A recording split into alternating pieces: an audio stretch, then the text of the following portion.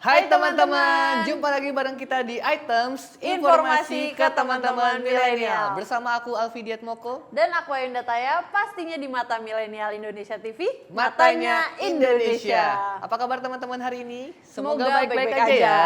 Yoi. Karena kan kita udah pakaiannya tuh olahraga banget. Jadi semoga kalian yang nonton juga ikut bersemangat lihat kostum kita. Betul banget. Apalagi kalau kita nggak bahas tentang bola nih, Tay. Wih, pasti menarik banget dong. Terutama kaum laki-laki ya mungkin. Aku mini-mini tertarik sih. Nah, kalau ngomongin soal bola, kita akan ngebahas seputar trofi Piala Dunia. Kamu tahu nggak, Tay, trofi itu apa? Setahu aku, trofi itu penghargaan untuk seseorang karena telah mencapai target atau menjuarai suatu kejuaraan, biasanya itu secara tim, Kak. Bener nggak tuh kira-kira? Betul, dan banyak sekali ya yang mungkin banyak dari kita tuh mispersepsi tentang pengertian trofi dengan piala. Ternyata itu beda.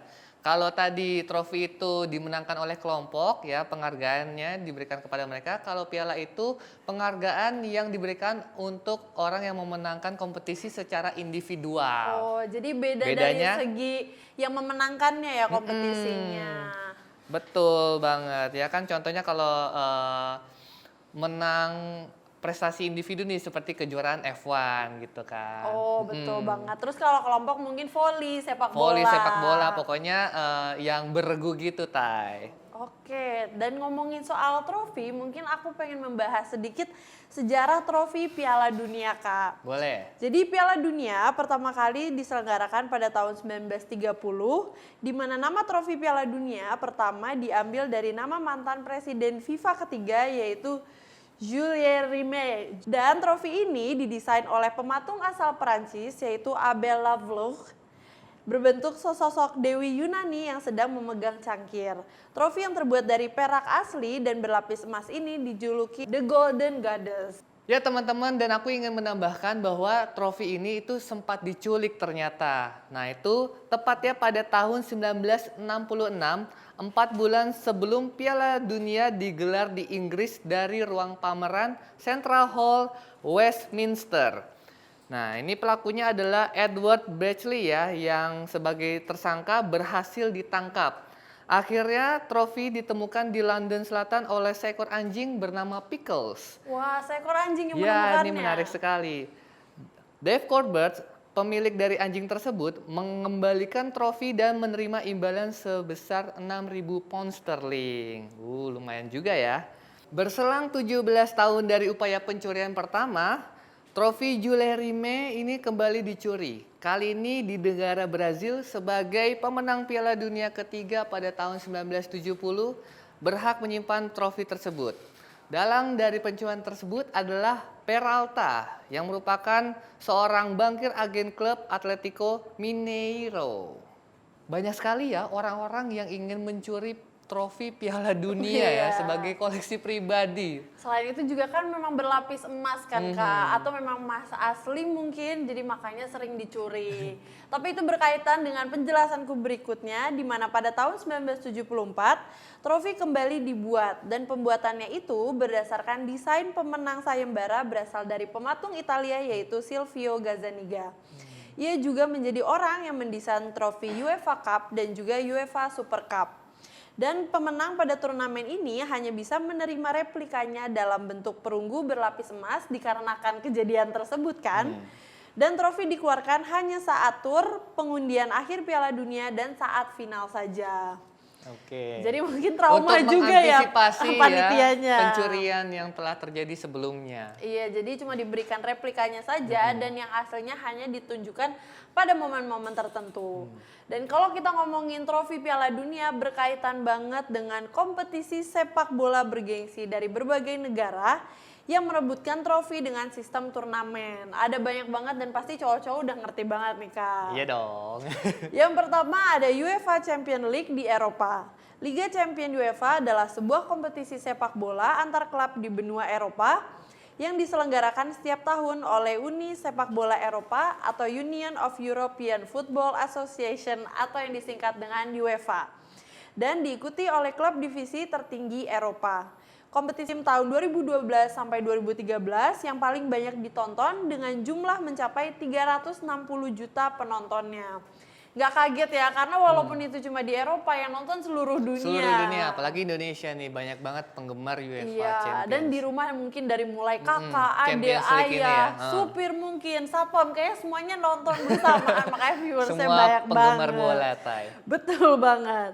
Dan piala yang diperebutkan sekarang adalah edisi yang ke-6, dan kualifikasi untuk Liga Champions itu sendiri ditentukan oleh posisi tim-tim di Liga Domestik serta melalui sistem kuota. Berikut pemenang gelar juara UEFA Champions League terbanyak, diantaranya ada Real Madrid, yakni 13 kali, dan menjadi yang terbanyak di seluruh Eropa. Selanjutnya ada AC Milan dengan 7 kali juara, Liverpool FC dan FC Bayern Munchen dengan 6 kali juara, dan FC Barcelona dengan 5 kali juara. Wah, keren banget ya nih Real Madrid nih. Real Madrid, tim favoritku tuh. Pernah mungkin ya, kan tergantung. Masih kok, Wing. Kan tergantung Cristiano Ronaldo di mana ya katanya. Kamu tahu aja, Tay. Selanjutnya ada FA Cup di Inggris, The Football Association Challenge Cup yang umumnya dikenal sebagai Piala FA adalah sebuah kompetisi sepak bola dengan sistem gugur tahunan di Inggris, merupakan kompetisi sepak bola tertua di dunia. Kompetisi ini dinamakan dan dijalankan langsung oleh Asosiasi Sepak Bola Inggris atau FA yang mengacu kepada klub-klub sepak bola pria yang ada di Inggris. Piala FA pertama kali diselenggarakan pada musim 1871 sampai 1872 dan diikuti oleh 17 klub. Dan laga finalnya selalu diselenggarakan di Stadion Wembley. Sejauh ini Arsenal merupakan klub yang paling banyak menjadi juara dengan koleksi 14 gelar. Arsenal juga menjadi klub yang paling sering tampil di final Piala FA sebanyak 21 kali. Selanjutnya ada Coppa Italia yang tentunya di Italia. Coppa Italia merupakan kompetisi piala domestik di Italia. Kompetisi ini pertama kali digelar pada tahun 1922 yang awalnya tidak digelar setiap tahun. Coppa Italia sempat berhenti karena Perang Dunia setelah musim 1942-1943, kemudian berlanjut pada 1958 dan digelar secara rutin setiap tahunnya. Coppa Italia digelar dengan format babak gugur, setiap tim bertanding dalam satu putaran kecuali pertandingan semifinal dengan 2 putaran. Kalau pertandingan berakhir dengan seri, maka tambahan digelar. Tambahan waktu, mohon maaf.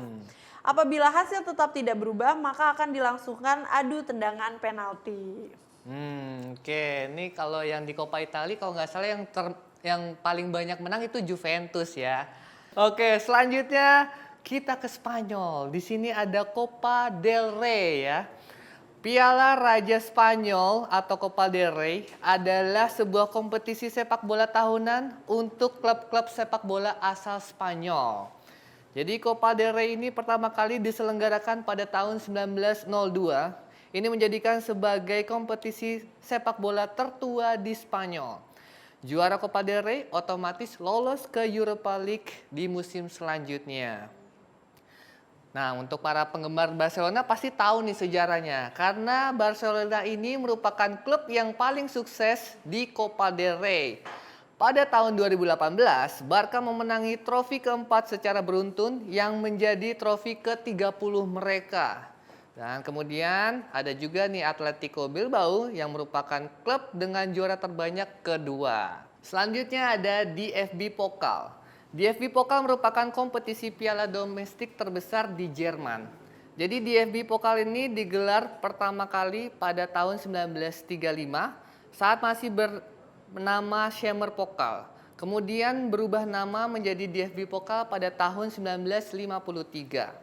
Sebanyak 64 kesebelasan berpartisipasi dalam kompetisi ini, termasuk semua klub dari Bundesliga dan Bundesliga 2. Kompetisi ini sempat dihentikan pada tahun 1944 karena ada Perang Dunia Kedua, dan baru lagi dimulai pada tahun 1952-1953, itu namanya berubah menjadi DFB Pokal.